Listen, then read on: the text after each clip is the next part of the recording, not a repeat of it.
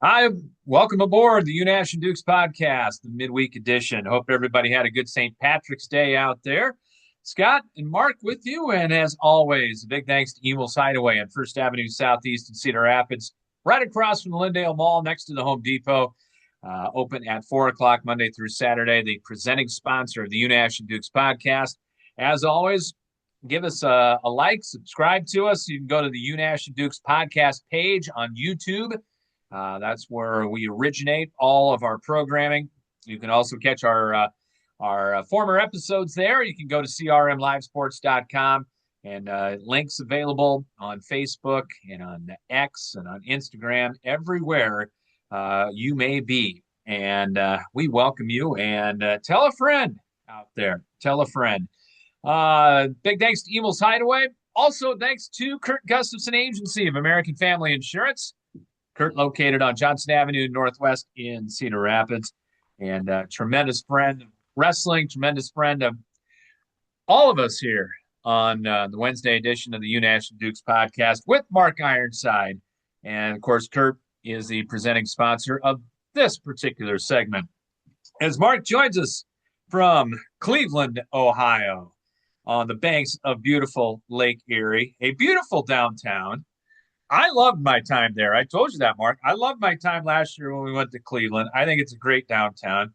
They're going to have a Hawkeye huddle over by Rocket Mortgage Arena, where you guys are going to be at. That'll be on Friday. So, yeah, hopefully there are a lot of Hawkeye fans there, and Iowa State fans and UNI fans, and hopefully everybody takes in Cleveland. Did you get to the Christmas Story house?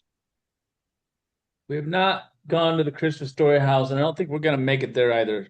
Ah, The weather here is terrible, uh-oh. and the arena is like within walking distance. It's like 3 minutes walk is all, which is really nice. But I am unlike you, Scott, and I'm not a fan of Cleveland. I just am not. If we never, ever, ever, ever, ever have the Nationals here again, I'm completely cool with that. They What need about the NCAA is so cheap. Like they find the cheapest places to throw this tournament every year so they can pocket as much money as possible. That's the whole reason we're even here. But the arena is not accommodatable for anybody. Like it's not accommodatable for the wrestlers, it's not accommodatable for the media staff, the radio people like Steven and I. It's just the accommodations for everything are just it's so terrible. Here's the deal though. We're here. We're going to wrestle the tournament. Everybody's in the same boat.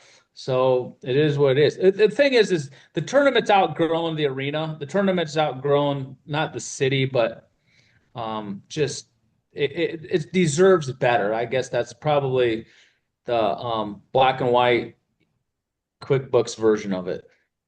where's it at next year? St. Louis, Okay. St. That'll be Louis, and then Minneapolis. that'll be better. That'll We'll be have better. room to move in Minneapolis, I would hope. Mark, we saw some video of the Hawkeyes just going through some motions on the mat today. What's your mood of the team right now? What's your vibe of this wrestling team? Very similar to how it was for the Big Tens. I thought everybody was, you know, feeling good, feeling light, feeling excited to be here. It's not a situation where, man, I'm glad the season's about over. This is the last thing that I have to do, and then I can move on and go do something else, or I can go party, or I can go start eating whatever I want again. I don't feel that or see that at all whatsoever. I mean, these guys are here, ready to take care of business. They look like they're feeling great. The mood's good. They look healthy, and they're ready to scrap and get after it. And as I was telling Stephen here, sitting over here in the other bed in our hotel room here, last night we were kind of talking about it, and I think really honestly, the mood of the tournament is going to be kind of taking place right out of the gate in the first round. I think 8 out of 9 of our guys have an opportunity to score bonus points. And if we go through that first round and we win a bunch of matches, like by a score of 3-1, 4-1 in overtime, or like 3-2 or something like that, and we're not scoring any bonus, and that's just not what we're thinking about, then the focus and mindset of our guys are definitely not where they need to be. And I think it's going to be a really long tournament for us. But if they come out 8 out of 9 matches and they're scoring some bonus points, they're getting after it. They're wanting to, hey, let's come out. I mean, because in this kind of a tournament, I mean, Penn State's in a league of their own, and everybody's chasing Penn State right now. But everything else, it's going to be an absolute dogfight of a scrap for the second, third, fourth, fifth, sixth. Who knows where this tournament, the team race is going to go in this tournament. So every single half point matters. And if we're just going out there just to win a match against someone that's not even seeded or someone that's not even ranked, or they're seeded 25th, 26th, and we're just happy with a 4-1 victory, and that's all we're looking for, it's going to be a long 3 days for us if that's the kind of mindset that we have right out of the gate. Well, it does take a genius to figure out. I mean, you said it many times on this podcast, and prior to it was, bonus points add up in this situation. And you got to go out there with the mindset you got to win, and you got to go early. That's something that Iowa struggled with this year. We've talked about it. Hopefully in March, that will take one more time and go out and get those points, because this team, what is it? 15 out of the last 17 years, they've gotten a team trophy. And you go out and get bonus points early, that could really, apply to Saturday and try to get one of those team trophies. Yeah, I mean, it can springboard into the tournament early. It can set the tone right away really early. I remember when, shockingly enough, coincidentally enough, not shockingly, but my senior year, the national championships was right here in Cleveland. And I remember Jeff McGinnis, who had a pigtail for us that year at 142, started the tournament off with a fall. I remember being in the back and hearing our Iowa crowd go crazy and starting that off, that tournament for us with a fall. I remember the Gables last year in '97, my junior year in the Unidome, Casey Gillis going out and getting a huge first win fall against Iowa State, against a big rival opponent of his for the last couple of years, and he goes out and pins him. And I remember that crowd just erupting, and those pins and those bonus points and that type of mentality, it's very contagious amongst the rest of the team. And I remember those tournaments, and you're like high-fiving, and you're like getting in the van to go back to the hotel and stuff or whatever. And it's like you're steamrolling in the right direction and everything's going great. And if things aren't, they go in the wrong direction for you too. So getting started off on the right foot really helps the week. And as you guys know, the Hawkeyes have struggled, and they found it's difficult for us to get a lot of bonus points this year.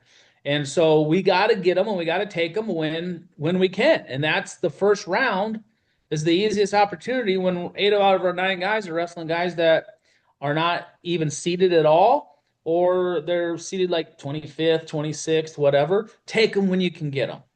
And if we're not taking them and we're not even trying, like I said, we're just wrestling close matches with guys that should not even be close to us, we should be bonus pointing, then, like I said, it could be a really long 3 days for us. Mark, based on seeds, Iowa will have 7 All-Americans. It had 5 last year. That doesn't typically work out good or bad, but I want to look at certain weights, and no better place to start than 133, where Drake Ayala trying to get to the championship match again. 2 questions. Number 1, were you surprised Jax Forrest got the number 1 seed over Davino? And then talk about Ayala's draw. He has Blaze, Bird, and Davino on his side of the bracket. Who's the second one? What's that? He's got Blaze, and who else? Bird. And Davino. Bird. Well, that's crazy. Here's the thing. I mean, no, for one, to answer your first question, I'm not surprised that Jax Forrest got the number 1 seed over Davino. A lot of it's based off of calculations, RPI, and all that kind of stuff. Let the computer drop where it may. I mean, it doesn't really. I don't really care. I don't have a horse in the race in that department there. But I just know the national tournament, especially at that weight, I think that's the toughest weight class in the country. and everybody's going to have to wrestle everybody. No matter where you put anybody, you do not have an easy road. There is no top or bottom easy road to the finals. Everybody's got a tough side. Everybody's got a tough bracket there, and going to have tough matchups. And that includes Drake Ayala. He's going to have to win some big, big matches to try and make it to the national finals for the third year in a row. How can he do it? Is he capable of doing it? Absolutely. Will he do it? I don't know. I mean, if on paper, no, he's not favored to do it. He's lost to Blaze this year. He's lost to Davino a couple times. He's lost to Davino a couple of times. He's split with Bird this year, who he's been beat by last year in the national finals. So it's going to be a tough road for him. But I will say this: Drake's one of those guys right now who I feel is really mentally like, let's freaking go. Let's let it ride right here. Let's freaking roll the dice. Let's make the most out of this last tournament of mine as a senior, and I'm ready to scrap. And that's I feel like Drake, out of all people right now, he's definitely in the right mindset. I would imagine you can say the same about Caliendo and Kennedy too. I mean, their last go. I mean, those are three names that have been around a long time in this program and are going to be missed. But they got one more chance to try to do something great. Yeah, I mean, Caliendo, he's probably the best option we have right now, making it to the finals. And then he's going to obviously have a pretty tough task and beat Messenbrink, who I believe he's 0-7, 0-8 against, 0-8 against now. Steven over here, he's like my walking encyclopedia. Put him on camera. Come on, let's see him. There's Steven right there. Hi, Steven. What's up, man? But I think, yeah, Caliendo, he's definitely got the best opportunity, I think, out of everybody to make it to the finals. It's not going to be a cakewalk for him either. So him and Blaze on the same side. Yeah, him and Blaze, we got beat by earlier this year from Purdue. He's on the same side. We'll see him in the semis. So, but hey, that's better than being on the same side as Messenbrink. So, but all those guys are seniors. All those guys are great team leaders. Great team leaders on and off the mat. And that's what's probably going to be missed the most out of them after this tournament's over, is just how they carry themselves in the practice room and outside of the practice room as well, too. And that goes a long ways. It's not just how many points that they're going to score here at the NCAA tournament for us, and it's going to be tough to bring those points back next year, and we're going to lose those points. But it's more so just like what they contribute to this team, off the mat as well, and just in their daily routines, nutrition and work ethics and character. And they're just fantastic guys and teammates. But they're ready. I mean, they are. Tom always says you got to be ready. Those three guys coming in right now as we speak for starting tomorrow, they're ready.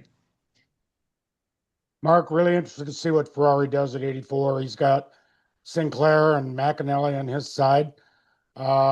He's a capable guy. What do you think about his route to the through the tournament?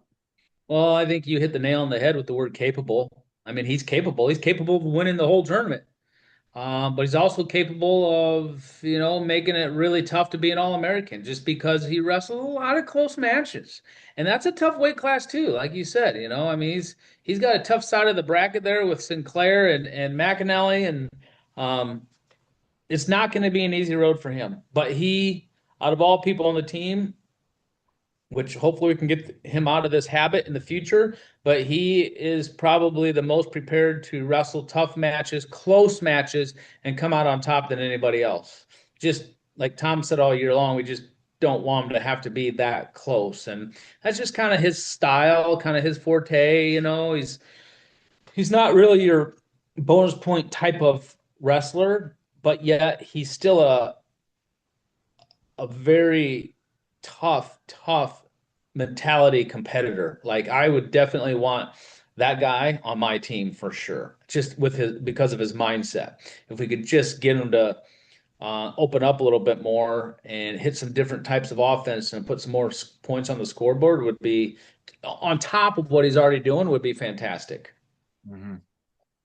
Need to have a good tournament from Bailey too. And he showed flashes at the Big Tens, what he could do. And if he keeps that momentum going, that's only going to help this team as far as the team race is concerned, and his individual go. Yeah, I mean, he's peaking at the right time. There's no doubt. He had a huge layoff after breaking his finger against Minnesota, and then he comes back and it has a good Big Ten.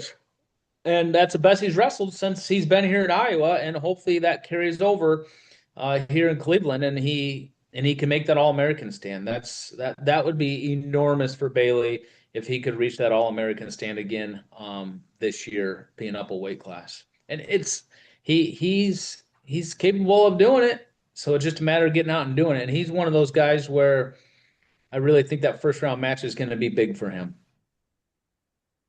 Mark, the NCAA record is most individual champs in a tournament is 5, as you know. Iowa's 86 team is one of those teams. Your thoughts on whether that gets broken this year, and would that be good for wrestling? Be good for Penn State. What do you got? You got Lil Dahl, who's capable of it 25. You got Blaze, who not going to do it at 33, 41, no. 49, Van Ness is definitely obviously capable. Duke is capable. Messenbrink's capable. Levi Haynes is capable. Welsh is capable. And Barr's capable. So, yeah, you got 7 guys right there very capable of being national champions. And I think for sure you're going to see probably 5 win it for sure. But that's kind of a good goal for them. I mean, that's something to where, hey, if you're Cale Sanderson, let's make some history here. Let's break this record of 5 champs, which has been done multiple times, and let's get more than 5 champs. So, do I think it's good for wrestling? Nobody really likes seeing the same team win.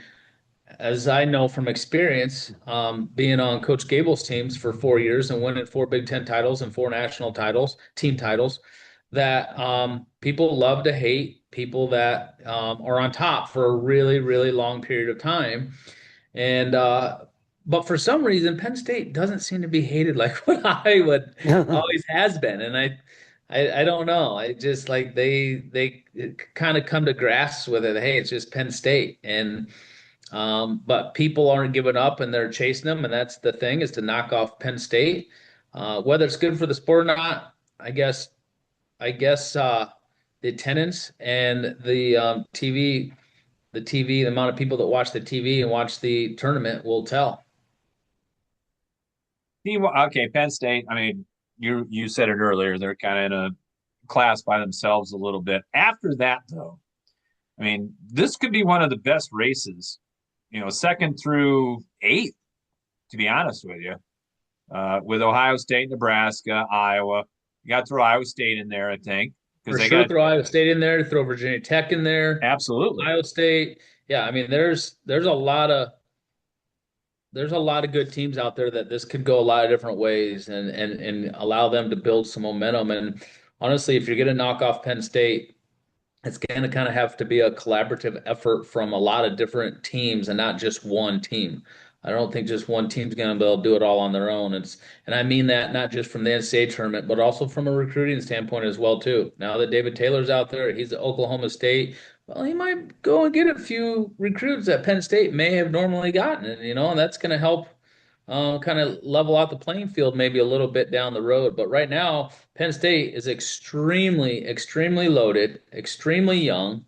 Only one senior, right? Only one senior on their team, and most of them are all freshmen and sophomores. I mean, they're going nowhere. And then you got Ohio or Penn or Oklahoma State, who I think has like 4 freshmen on their team. I mean, look how young those guys are.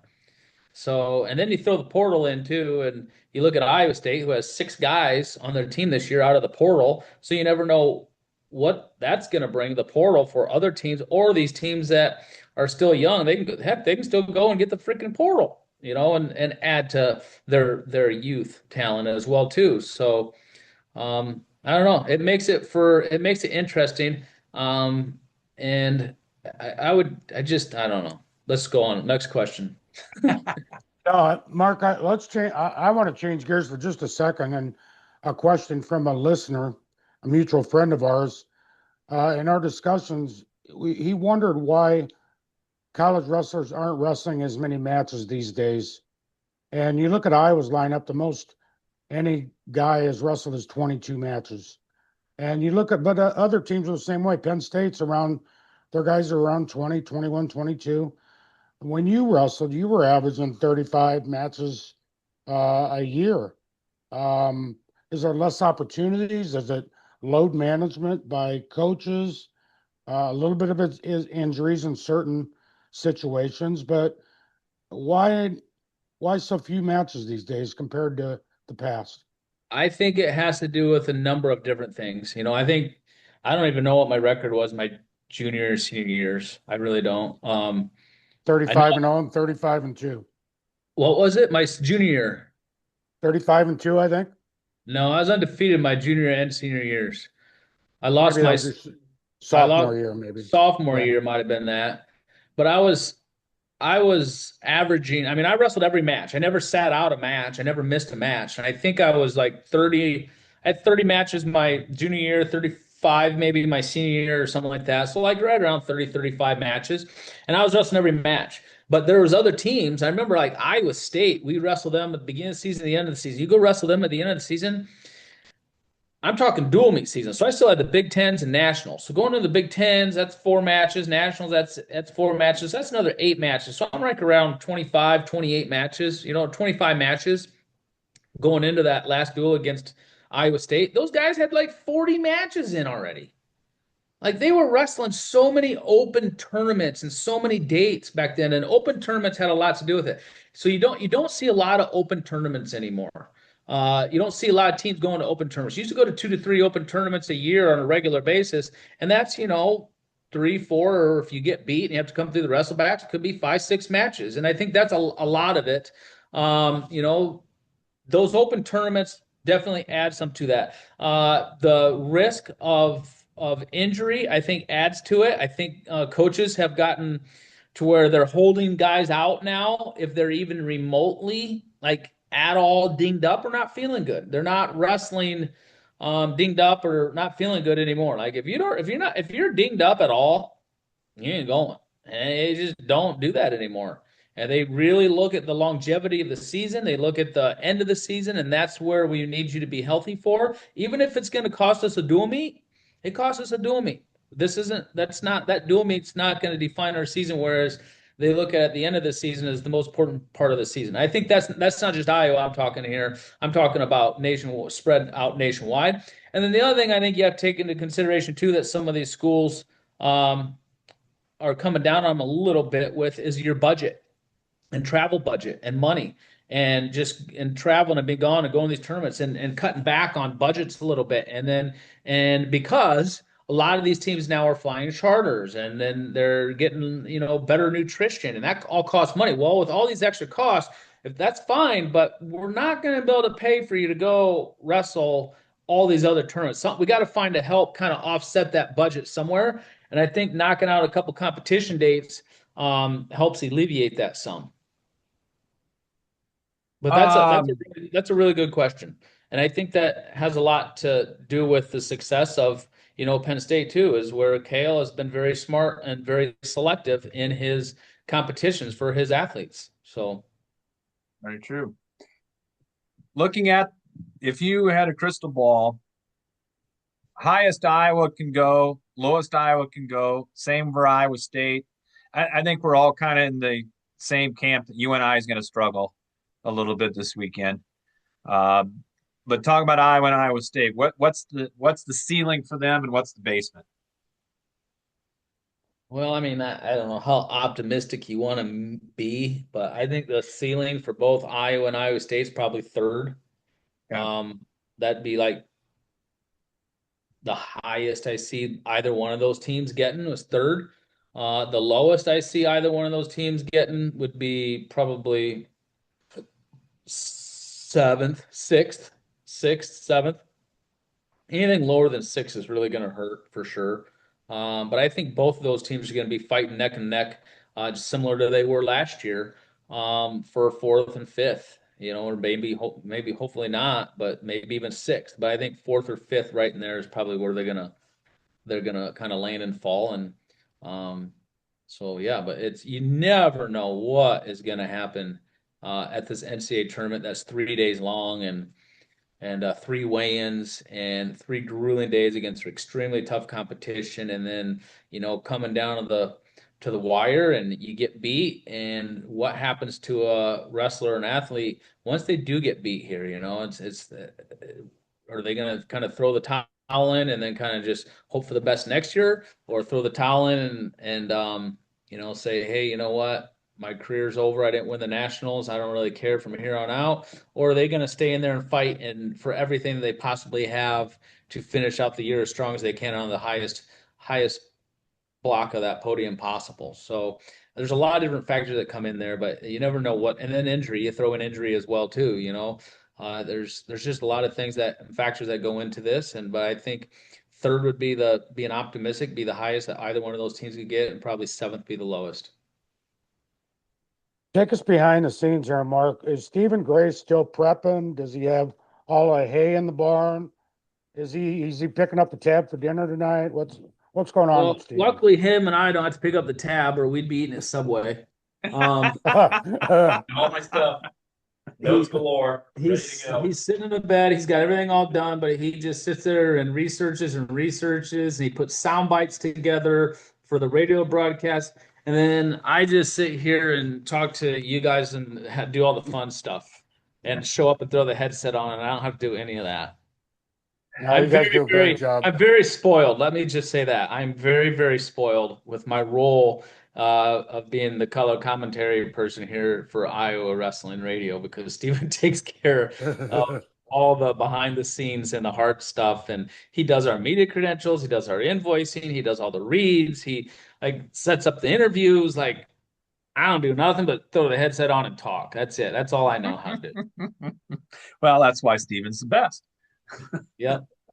And I'm not saying that just because he's to your left. So I'm not just saying that. Did you guys thank you. Did you remember the binoculars? You know what we did was when I took the binoculars to Penn State, the Big Tens, we just threw them right in the big hard case that carries all the radio equipment, so it would just travel straight to here to Cleveland. So they are here. The thing is, though, is we're in a place where we're not super high up. We're not even gonna need them. I don't think. Feels like the old Vets Auditorium. Yeah, kind of. Yeah, kind of feels like the barn, about that height. We're kind of up just above people there, and the bad news is, and we're right smack dab in the middle too. So that's great. The only bad news is they have about 6 rows of chairs, and then right behind us another 6 rows of chairs. So you have all the radio people at this event covering for their teams, which isn't a ton, all right there in the same spot, shoulder to shoulder, basically, commentating right on top of each other. So everybody's going to be picking up each other's mics. They didn't do a very good job of spreading out the radio people. It's not like we're normal media and we're banging on a computer the entire time. We're literally talking. And then they had us right next to Jeff Byers from Penn State, who has the loudest commentary voice out of anybody and everybody. So I did a little switcheroo with the names of who's sitting where, so he's not right next to us. So hopefully that carries over for tomorrow and the rest of the weekend and nobody notices. I told Steven I would do it because he doesn't feel comfortable doing that. That way he doesn't have to go to church on Sunday and go to confession or anything and worry about it. I'll take the hit. You are not the first media person to ever, or Steven is not the first media person to ever do that. Let me just say, I've seen it. No, I am not throwing myself under the bus. Okay, Steven. Never done that. But you don't want to. Dukes is Mark Ironside, Stephen Grace, and Scott Unash. Those guys are the same too. Dukes would for sure have no problem doing that. Oh no. No. Hey, you don't want to have a yeller next to you, especially if they're wrestling. The same in the same match. Like you said, you don't want to hear them. Plus, you don't need that. No. Hey, Mark, one last thing from me, Mark, and I'm not above giving another podcast some love. You were on with Mike Hatcher, and that's out there on Twitter and Facebook and everywhere. He does a great podcast. First time I listened to him, Mike and his brother Matt from Prairie and whatnot. Really good dude. That was a lot of fun. You talked about Jeff Prairie and all kinds of different things. Hope Mike returns a favor to our podcast, by the way. But that was really really good stuff. Anytime you want Mike on your guys' show, like just let me know. I'll hook you up with him. He'd be more than happy to pop on your show and kind of do whatever you guys need, answer questions and be a guest on your show. That wouldn't be a problem at all. Mike's an awesome guy. Him and I obviously grew up together, and I mean we were roommates in college. We were teammates in college. We were the same weight in college. But he was a great teammate, a great friend, and we've done a lot of different things together over the years. But I hadn't seen him in a long time, and he just hit me up and said he was coming back to Iowa for the Penn State duel this past winter in January, and said he was starting up this Full Tilt podcast, and he's just putting a lot of guests together so he can kind of just start coming out with them. So I mean, we did that a while ago, but he's starting to come out with them. But him and I was like, if anybody's listening, they want to go to that podcast. I don't even know how you'd probably find it, probably on Facebook or whatever, but I don't even know, Full Tilt or whatever. But you could probably better describe that than me. I mean, I shared it on my Facebook and stuff like that, but it's all over. I can't believe how much it blew up, but it's an hour and 45 minutes long. And honestly, it went by so fast. Like we were sitting there just talking, and like there was no mics or anything, and just we were out to dinner just having a great time and telling stories and just talking wrestling, and that's just the kind of relationship that Mike and I have, and I think that's one reason too it's been received so well here. It just popped out yesterday, and it's just been really well received. Mike's just a really really good guy, easy to talk to. And it just a lot about the history of the Prairie Jeff rivalry and a lot of behind the scenes stories from when I was at Iowa and he was at Iowa and we were roommates and living together and traveling to the world championships, Olympic championships.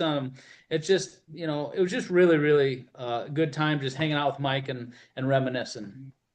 Yeah, check it out. And a lot of good Jeff Prairie stories. Not all the greatest Jeff Prairie stories from back in the day, but you probably covered most of them.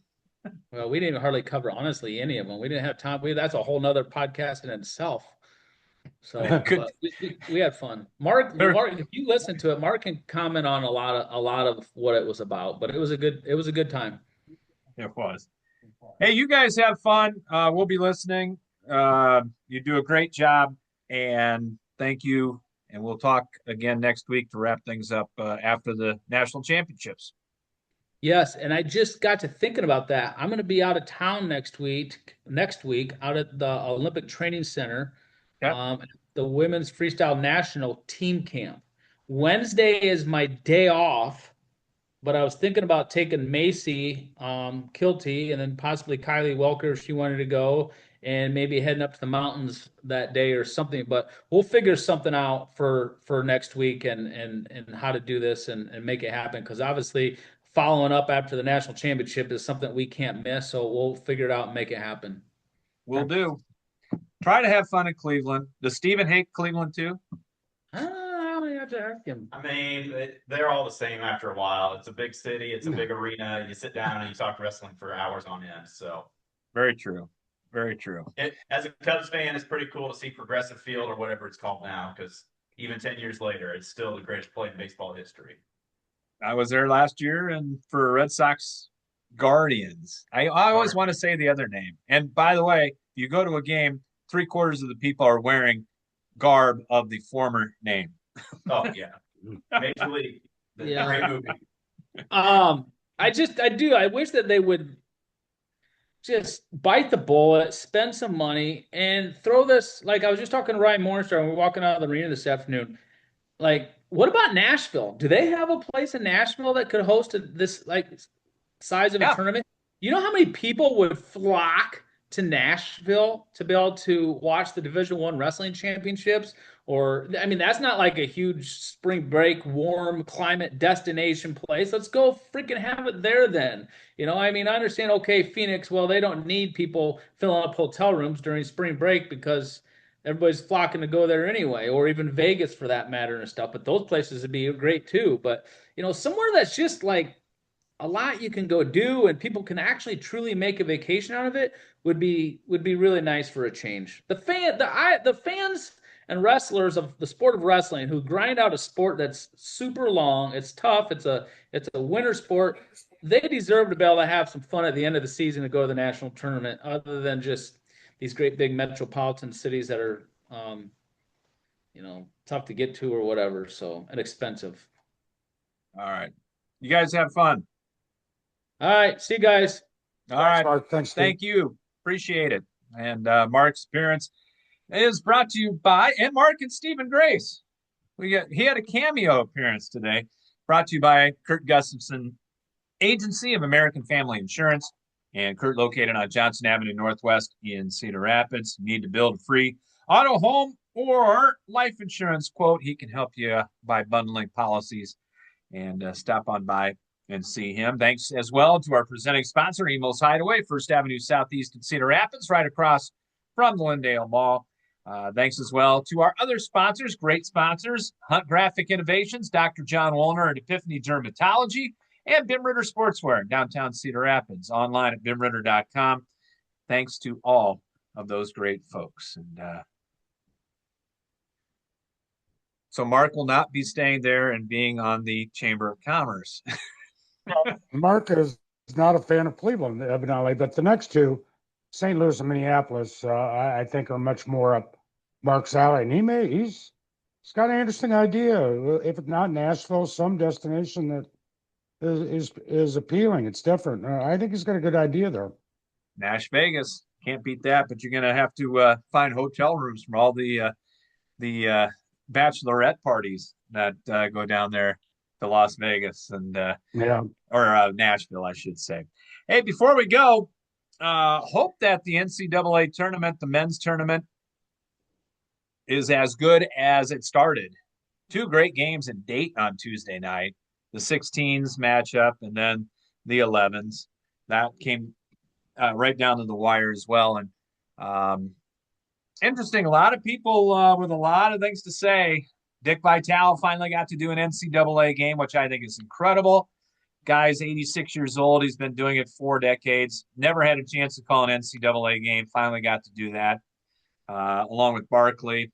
I felt bad for Brian Anderson, who was trying to, herd sheep there and throw everybody in the right direction, especially when the game got good at the end. And, a lot of people had a lot of different opinions about it today, but it was just good to have Dick Vitale's voice on an NCAA game once. Yeah, I'm glad they threw Dick Vitale a bone after all the health issues he's been through with his voice and his cancers and whatnot. I would be the last to criticize him for anything he said or did on the broadcast. Getting him together with Barkley, it's kind of like two polar opposites, but they've done it before. I don't think it's going to be a regular thing, but it was nice that Vitale got to do that. Yeah, it really was. And boy, last night was a heck of a night. You had first night of the NCAA tournament. You had the NIT starting. You had that. You had the World Baseball Classic Championship. I must say, I didn't get into it as much as probably I should have. It's just tough for me, Mark.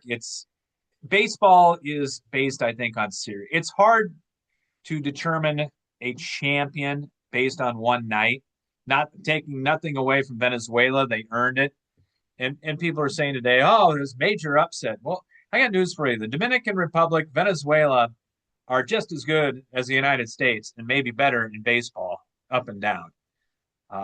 Look what Italy is doing now. They had a great run.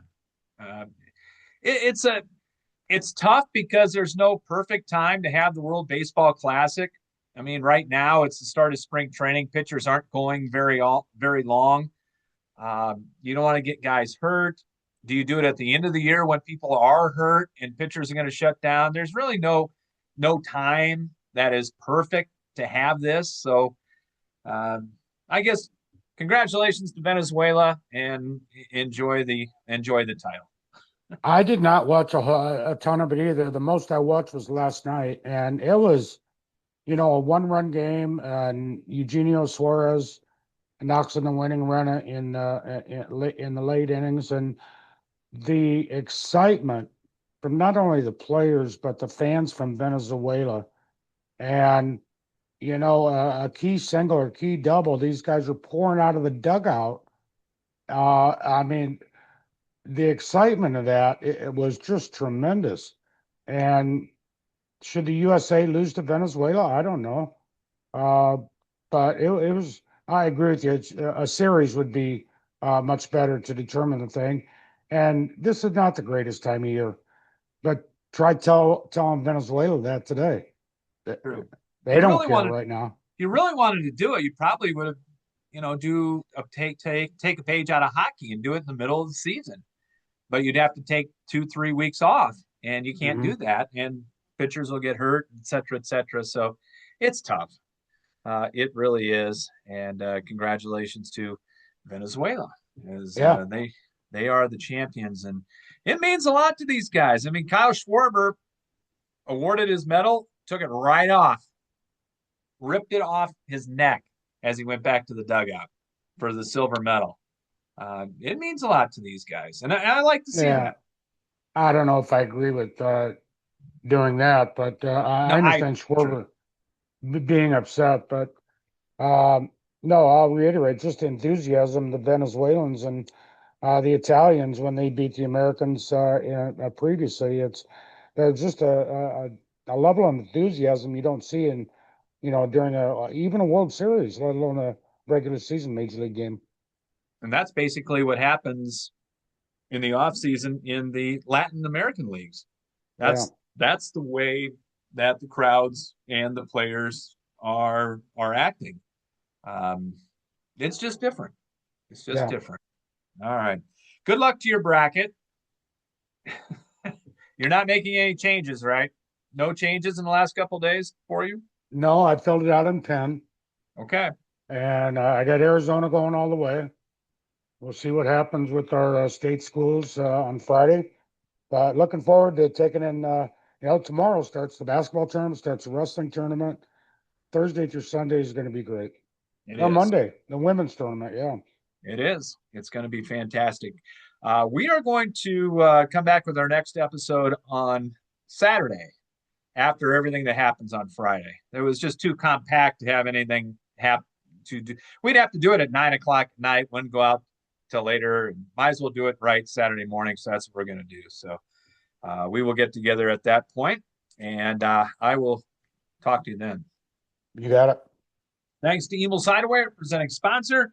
Kurt Gustafson, Agency of American Family Insurance, Hunt Graphic Innovations, Bim Ritter Sportswear, Dr. John Woolner at Epiphany Dermatology on Council Street Northeast. And for our guests, Mark Ironside and Stephen Grace. He's Mark, I'm Scott. And thanks for tuning in to the Unash and Dukes podcast.